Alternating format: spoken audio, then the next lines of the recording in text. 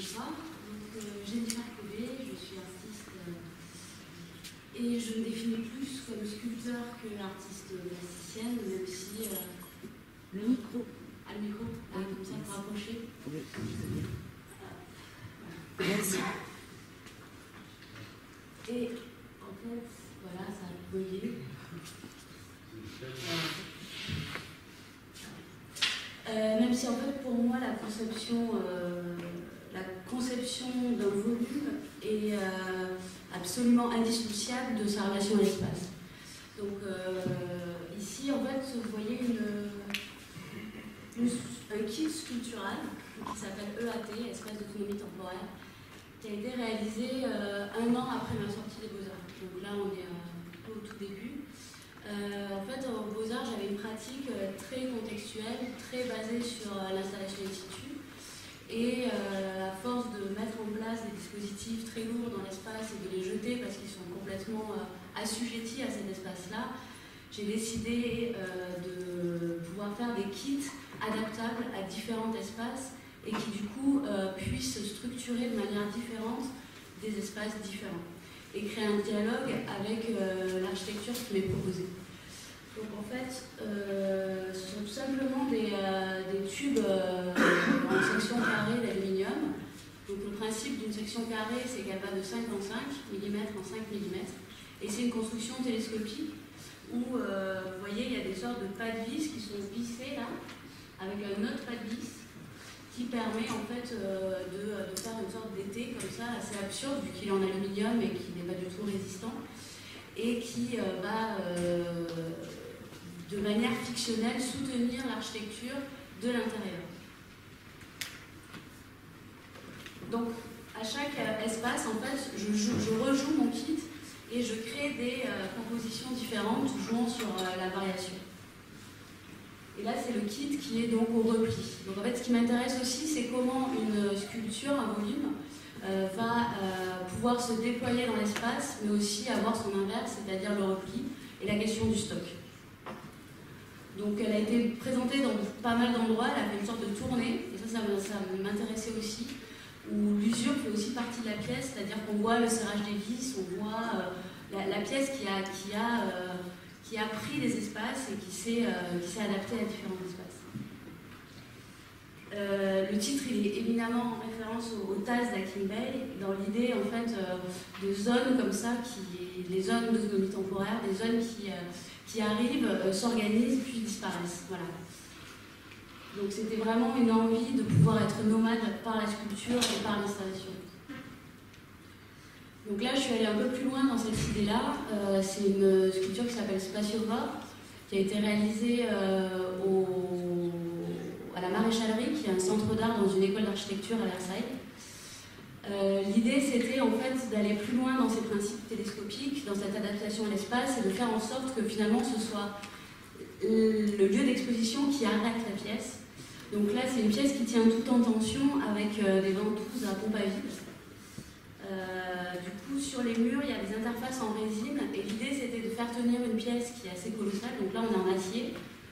On a un poids certain qui frôle les je sais plus très bien, mais c'est quand même pas mal.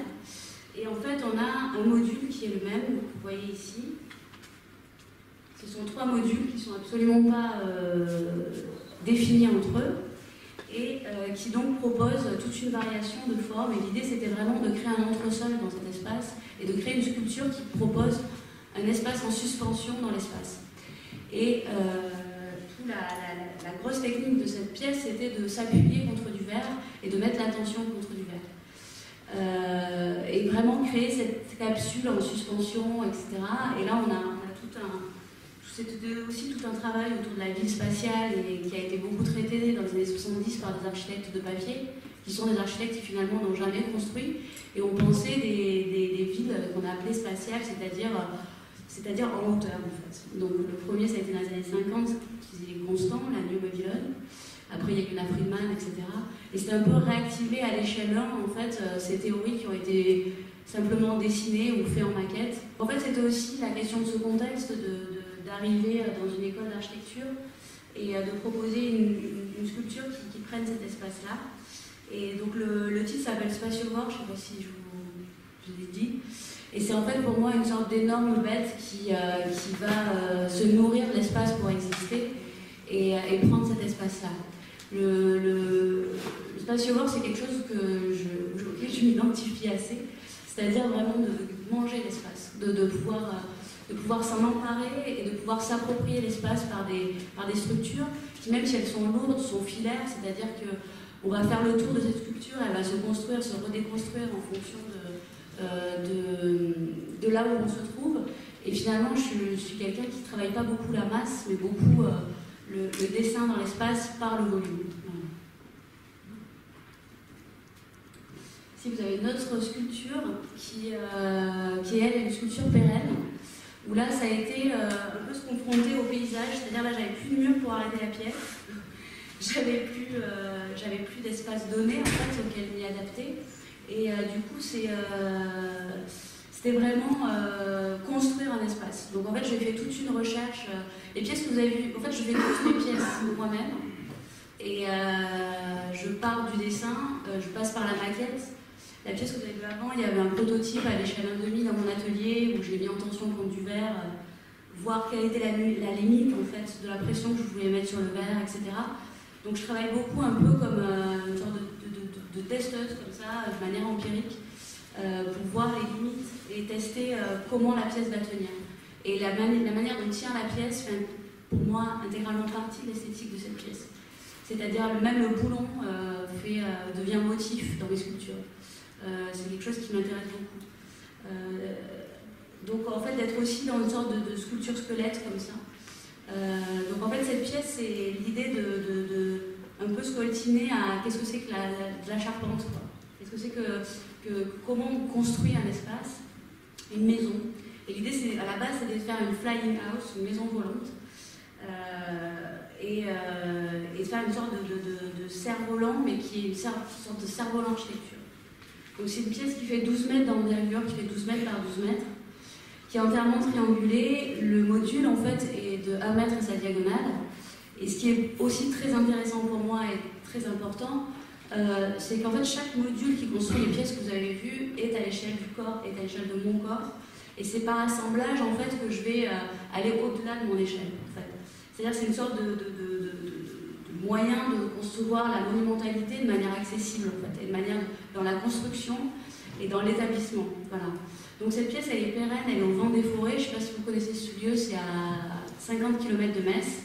C'est une forêt en fait qui est, il y a 250 sculptures où les chemins de randonnée en fait sont accompagnés de visites et de sculptures. Et c'est un lieu complètement hallucinant parce qu'en fait il y a une capacité de production qu'un centre d'art ne pourrait peut-être pas se payer parce que tous les gens qui sont dans le territoire sont bénévoles sur le lieu, c'est-à-dire des agriculteurs avec des tracteurs de malades, des fémiques, donc en fait il y a un potentiel qui est énorme et moi ce potentiel d'épopée me plaisait beaucoup en fait. Et du coup je me suis dit si j'arrive à ce que ces gens-là me suivent, on peut faire un truc complètement dingue. Et du coup c'était donc de faire cette pièce qui fait 12 mètres d'envergure en acacia, tous les tachons étaient débités, etc. Et c'était de la faire tenir sur la pointe qui faisait 3 cm par 3 cm et de l'ovaler dans le sol et de la mettre sur son point d'équilibre et qu'on soit en haut d'une montagne et qu'on puisse... Voilà, donc là c'est en hiver, elle a fait l'hiver aussi, ça fait 3 ans qu'elle est là-bas, elle est toujours là-bas. Et en fait, grâce au chemin de randonnée, on va en faire le tour et se retrouver soit derrière la structure comme on a vu tout à l'heure, soit sur le pan qui est en fait un monochrome blanc, une bâche, qui est micro-perforée pour limiter la prise au vent. Et du coup, ce qui m'intéressait, c'était comment par le chemin, en fait, on va découvrir le volume petit à petit et être dans une forme qui est finalement assez archaïque, parce que c'est une pyramide tronquée, mais qui en même temps peut rappeler quelque chose d'ultra technologique comme l'antenne ou une sorte de panneau comme ça, un peu ovni. Le côté ovni dans mes volumes m'intéresse beaucoup, c'est-à-dire comment ça peut apparaître comme ça, être venu se poser, quoi. Et l'idée de la faire tenir sur la pointe, c'était aussi une sorte de volume énorme qui soit prêt à l'envol, comme ça, qui cherche une forme de légèreté quoi, et d'équilibre. Là, c'est un autre projet. Oui. Elle vient comment ça arrive à... Alors, on va partir là, voilà. Alors ici, vous voyez, là, c'est la pointe. Vous voyez. Donc en fait, les tasseaux sont assemblés entre eux par des pièces qui ont été dessinées que j'ai dessinées sur AutoCAD et après réalisées en aluminium. Donc ça, c'est ce qui structure la pièce, c'est de trianguler à mort, c'est-à-dire d'être dans une forme hyper triangulée. Ici, la pointe, en fait, du coup, elle est quasiment en métal. Et en fait, ces trois pierres, elles étaient sur place. Et en fait, c'était un peu le lieu des amoureux qui venaient se cacher là, des jeunes amoureux. Donc j'ai pris ces pierres, je les ai enterrées. Et là, vous avez deux gros tirants qui tient la pièce sur son point d'équilibre et sur la plus grosse pierre qui fait contrepoint, en fait. Donc là, elle est alignée comme ça, là, sur son point d'équilibre. Et après, elle est aubanée avec des grappins dans le sol. Des grappins qu'on a mis rentrer à la masse dans le sol. Donc en fait, l'avantage aussi, c'est que ce lieu, c'est un lieu où les gens qui s'occupent des chemins et de la forêt sont aussi sensibilisés à l'art et du coup s'occupent des pièces. Donc régulièrement, ils retendent les câbles, etc. Elle a passé 3 hivers et une tempête orange de neige et elle n'est toujours pas tombée. Donc c'est plutôt chouette. Et là, pareil, ça a été des maquettes en faisant des tests à l'échelle 1/2, 1 tiers. Je ne suis pas du tout passée par j'avais pas du tout le budget pour passer par un bureau d'études. Du coup, j'ai eu de la chance qu'on me fasse confiance aussi.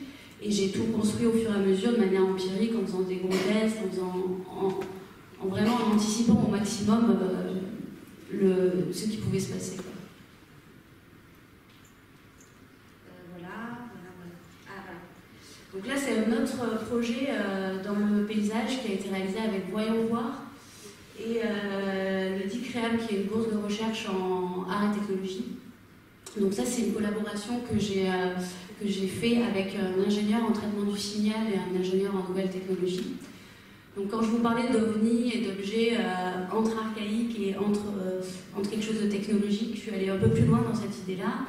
Et sur cette idée, en fait, de comment déployer en fait une pièce, de pièces qui se déploient et qui se replient, de comment on peut déployer une pièce dans le paysage sans que ça devienne complètement colossal.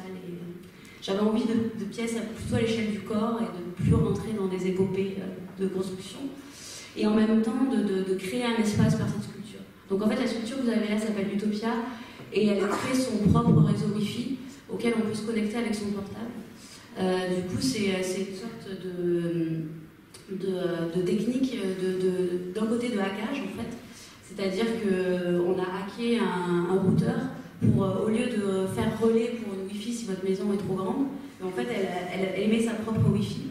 Et sur cette Wi-Fi, on a fait un programme qui est un programme d'ultra sécurité, donc complètement l'inverse, qui est en fait un portail captif. C'est-à-dire que quand on se connecte à ce réseau, on peut taper ce qu'on veut, www.google.com, votre site internet.com, vous arrivez sur la plateforme de la sculpture. Et l'idée, c'était de créer une île virtuelle. C'est-à-dire cette vision d'ultra-connexion qu'a Internet, d'ultra-connectivité, de complètement l'annihiler et d'être dans quelque chose d'assez absurde, où finalement on se retrouve dans un espace clos, dans un espace bouclé. Et sur cette plateforme, ce qu'on voyait, c'était la modélisation 3D de la forme de l'onde. Parce que l'onde a une forme, et ma sculpture est là, donc le réseau, il est alimenté par le panneau solaire qui est là. Donc en fait, c'est un réseau qui ne marche que la journée, activé par le soleil. Et on a donc modélisé la forme de l'onde avec les paramètres de mon antenne, en fait, parce que vu que la sculpture était en métal, elle sert d'antenne. Donc là, vous voyez l'intérieur de l'onde Wi-Fi. Donc en fait, l'onde Wi-Fi, c'est tout simplement une onde électromagnétique. Donc c'est un énorme donut. Voilà. Donc là, c'est l'émission et ça se répand comme ça.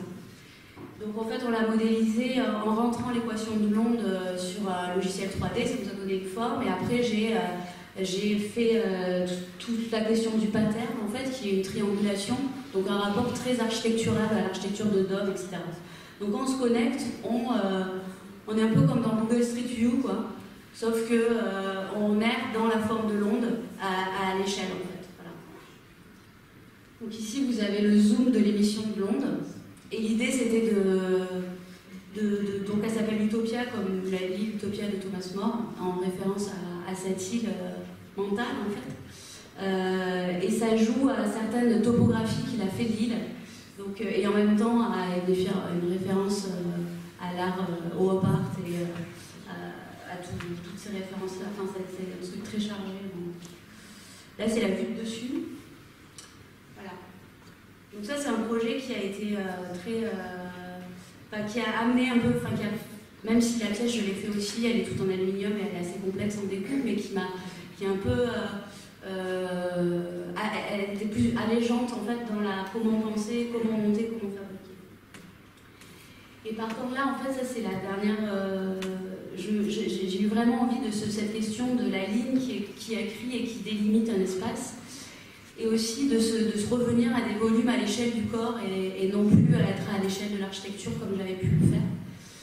Donc là, c'est un gros projet que j'ai établi pendant 1 an et demi, où je me suis dit comment finalement le corps peut écrire l'espace, et comment, sur cette idée que la sculpture au repli, de sculpture au repli qui va s'approprier à l'espace, ça peut être une vraie appropriation de l'espace, mais aussi une vraie sculpture à l'état fermé. Donc en fait, ce que vous voyez là, c'est 3 pièces qui se déploient au tir à l'arc. Donc en fait, ce sont des carquois. Ici, vous avez des systèmes de roulement à billes qui ont une bobine rattachée à une flèche. Et donc je prends la flèche, je tire à l'arc dans les simèses et je déploie un fil. Donc en fait, pour moi, c'était vraiment de réaliser des machines à dessiner dans l'espace avec mon propre corps et du coup créer... En fait, c'est un peu mêler le côté d'espace virtuel que j'ai pu créer avec l'île et le côté très matériel des sculptures, c'était un peu mêler ces deux choses dans une même pièce. Donc en fait, chaque pièce est pensée dans son état de repli. Donc là, on est en acier avec une patine à l'hématite. Donc chaque pièce, en fait, est dessinée sur AutoCAD, découpée au laser et assemblée par moi dans l'atelier en soudure. Donc évidemment, ça a été beaucoup de prototypes pour savoir comment la bobine allait se dérouler avec la flèche, beaucoup de cours de tir à l'arc pour avoir suffisamment de puissance pour lancer le fil, etc. Et finalement aussi penser vraiment les pièces à l'état fermé et que le fait de tirer une flèche va déconstruire la sculpture. Voilà. Donc à chaque fois, je me suis basée aussi sur des motifs qu'on retrouve dans soit le bobinage industriel, soit le tissage, etc. Et pour moi, c'était vraiment d'essayer de faire des sortes de Vénus mécaniques, et tout en se basant sur des 3 éléments basiques du dessin, qui sont la croix, le point et la ligne. Vous avez vu précédemment. Donc voilà, donc là, vous pouvez voir avec l'arc. Donc c'est très précis, en fait, c'est-à-dire que même si l'idée de cette pièce était vraiment j'ai envie d'une ligne, bam, j'ai une ligne, quoi. Être dans un rapport beaucoup plus efficace et direct à l'espace que j'ai pu le faire avec, par exemple, la pièce comme le Spatiowork, qui était très lourde en installation. Du coup, il y a toute une sorte de stratégie d'espace, parce que s'il y a un rebond de la flèche, je peux la prendre, donc ça peut être dangereux, donc j'ai une position à respecter. J'ai aussi, préalablement, je fais une maquette de la composition des fils dans l'espace. Et après, je fais une partition et je tire one shot. En fait, je ne peux pas revenir en arrière quand les fils sont tirés. Donc, je dois vraiment partir d'un point A et arriver à un point B. Du coup, j'ai mis en place tout un système de partition comme je voulais, comme je vous l'ai dit, qui est en fait plus une manière de répéter ma circulation dans l'espace et vraiment un point de quasi stratégique, un rapport quasi stratégique à l'espace. Qui m'intéresse énormément, c'est-à-dire comment, pour moi, la sculpture, c'est une prise d'espace, c'est-à-dire que là où je vais poser une sculpture, le corps du spectateur ne peut pas y aller. J'ai vraiment ce rapport-là, je pense qu'il y a un rapport de pouvoir avec l'espace qui m'intéresse, et de ne pas le prendre non plus comme un pouvoir suprême, mais de se demander comment justement je vais me l'approprier pour que d'autres gens après approprient cet espace que je crée. Donc en fait voilà, donc là il y a eu 1 heure de tir.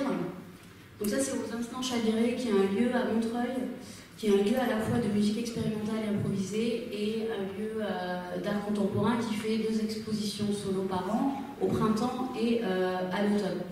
Voilà. Avec un très beau aussi programme de musique expérimentale. Et, voilà, donc, si vous allez là à Paris, je vous conseille de passer là-bas. Du coup, le tir est performé mais n'est pas visible. C'est-à-dire que c'est pas quelque chose qui est comment dirais-je, enfin, il n'y a pas de public, quoi. Voilà. Pour moi, ce qui m'intéresse, c'est pas tant la performance du tir, mais l'imagination du tir et ce que ça peut développer comme fiction. C'est-à-dire que moi, ce que j'ai envie de déclencher chez le spectateur, c'est cette question de mais qu'est-ce que c'est que ce truc, quoi. C'est-à-dire qu'on a un côté hyper machinique, hyper mystérieux dans l'installation. En même temps, il y a des ratés, donc on voit des trous dans le mur. Enfin, la notion d'impact se comprend, la notion d'art peut se comprendre. Et c'est plutôt révéler des fictions que le côté prouesse du tir, etc. Et de plutôt d'être dans l'énergie de la ligne et de comprendre qu'il y a eu une propulsion que vraiment que le spectateur me voit tirer. Ça m'intéresse beaucoup moins. Du coup, je suis passée par un autre biais dans l'exposition. J'ai donné mes partitions à une chorégraphe qui les a interprétées et avec qui j'ai travaillé. Il y avait une vidéo de la chorégraphe qui réinterprétait, qui venait me voir tirer à l'atelier, etc., qui réinterprétait tout ça avec... moi, j'ai choisi une vue assez contraignante qui était une vue d'en haut. Et donc, du coup, l'image de son corps était complètement déformée. Et du coup, c'était un peu le dialogue entre un corps qui revient et un corps qui est absent dans l'installation. Et ça m'intéresse beaucoup à un moment donné que en fait, ce soit un processus qui crée la forme, mais que ce processus, dans l'exposition, ait des ellipses, quoi. Et des moments où finalement, de laisser la place au spectateur aussi à reconstruire son propre processus et ses formes. Donc c'est tout à fait pénétrable. Le corps du spectateur se trouve énormément contraint par les fils. Il y a une dureté des pièces en acier, il y a une fragilité du fil. Le fil il fait 1 mm, il est très fragile. Et voilà, donc ça c'est mon dernier gros projet. Donc je vous ai un peu montré plutôt des pièces qui sont en rapport à l'espace et j'ai un peu mis de côté aussi une autre partie de sculpture que j'ai. Parce que le workshop qu'on travaille en ce moment ici, c'est aussi ce rapport-là, c'est-à-dire de produire des formes, mais de se demander comment ils vont habiter l'espace. Voilà. Et comment ils vont répondre à l'espace dans lequel on est. Et finalement, de plus en plus, je me fabrique mes outils qui peuvent de plus en plus s'adapter dans beaucoup d'endroits. C'est-à-dire que là, les bobines, en fait, là j'ai 130 fils tirables entre les 3 pièces. Et chaque bobine fait 35 mètres. Donc c'est assez... il y a une adaptation qui est assez possible, quoi. Voilà. Du coup, ce projet il est aussi né sur l'étude de comment on représente l'espace de manière très rationnelle et notamment les actionnométries. Donc en fait, la grosse croix, elle s'appelle XYZ, c'est-à-dire l'actionnométrie de la 3 dimensions. Celle du mur, elle s'appelle XY, donc la grille, et celle-là, elle s'appelle O. Et c'est vraiment c'est vraiment des actionnométries qu'on utilise énormément en 3D, mais qu'on utilisait aussi énormément dans les navigations au XIIIe siècle pour pouvoir rationaliser l'espace et le représenter, mais aussi le découvrir.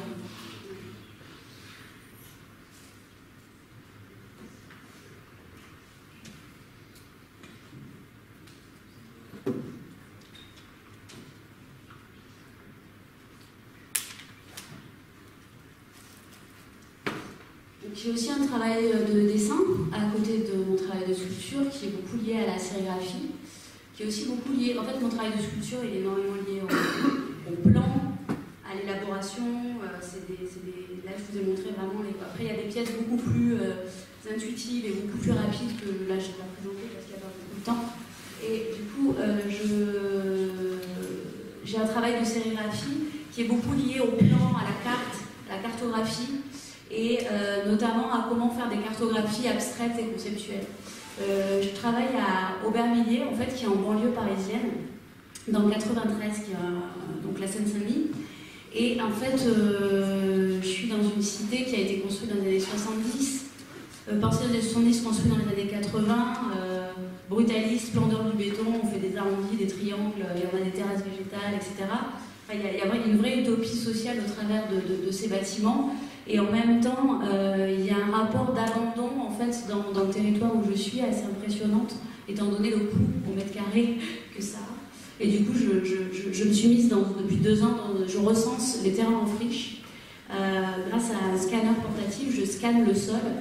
Et ces terrains-là, en fait, sont pour moi des terrains disponibles. Et le fait de ce déploiement dont je parlais, de pièces au repli et de pièces déployées, c'est aussi se dire que l'espace est finalement disponible et va être occupé. Et ça, c'est quelque chose qui me plaît beaucoup, de penser que les espaces sont, même s'ils ne le sont pas vraiment, mais en tout cas, de les penser comme disponibles. Et du coup, tout est possible et c'est juste dialoguer avec lui et trouver des manières de l'occuper. Et donc, j'ai recensé une sorte de banque de données d'espaces disponibles.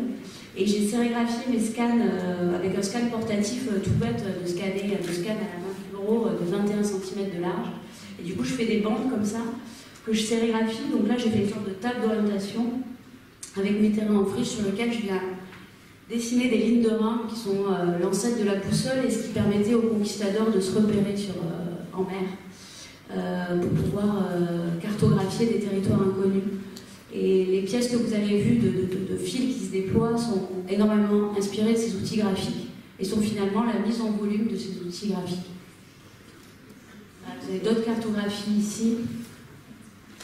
Et je vais juste finir vite fait sur un autre pan de mon travail qui est plus, vite fait 2 minutes, qui est plus collaboratif.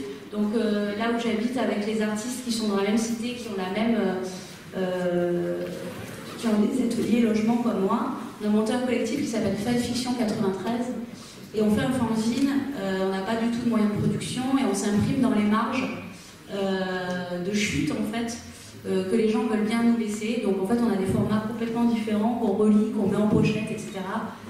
Et l'idée c'est de continuer ce territoire en fiction. Voilà, c'était juste finir sur une touche un peu collective en fait. C'est aussi important pour moi d'avoir des moments collectifs de travail avec d'autres artistes qui ne sont pas du tout de la même famille que moi.